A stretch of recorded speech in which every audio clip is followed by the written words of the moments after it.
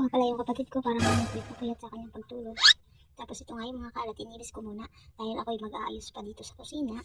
Yan, yung harina. Ibigala nga pala ng harina ng aking ina at ako'y pinagagawa niya ng pancake. Gusto niya yun dahil masarap daw yun pang merienda. Habang siya po ay nagluluto doon sa likuran ko, kita niyo naman. Ito naman din po yung kaserola yung ginamit ko, panghaluan ko nito mga hindi daw siya magkakalkal ng mga gamit-gamit namin doon sa ilalim. Tapos ayan nga, binatay ko na yung itlog. Kaya kita nyo naman, hinihanda ko na rin yung mga itlog. 2 piraso lang yan. Kasi nga pang amin lang din naman, kaya lang 2 piraso na lang yung ginamit ko. Hindi na ako nagpakalagay-lagay ng kung ano-ano pa. Dahil hindi ko naman alam kung ano pa mga iba-ibang lauk lahat yan. At ayan na nga po, itinakta ko na yan dyan sa loob ng kaserola kasi nga halo-haloin ko pa siya ng konti-konti. At ayan na nga, hinalo-halo ko muna siya tapos nilagyan ng pakunti-kunti ng tubig. Bali 2 baso yung ginamit ko dyan.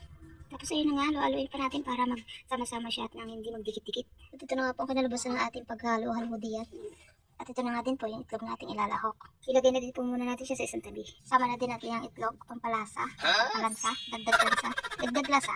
Ito ay naisipan ko lang ang gawin para sa mga kapatid kong natutulog. Ito, at ito pa. Hindi ko alam kung makatulog sila o kung nakising. Basta pagising nyo, may kakainin na kayong masarap na pancake. At ito na nga po, yung una nating salad. Nakikita nyo naman, bumubula-bula na. Ayan, kakatuwa para paparamdam na siya. Naluto na talaga siya. Kung naigan nyo po kayo at natakam, sige po, magluto na rin kayo. Thank you for watching.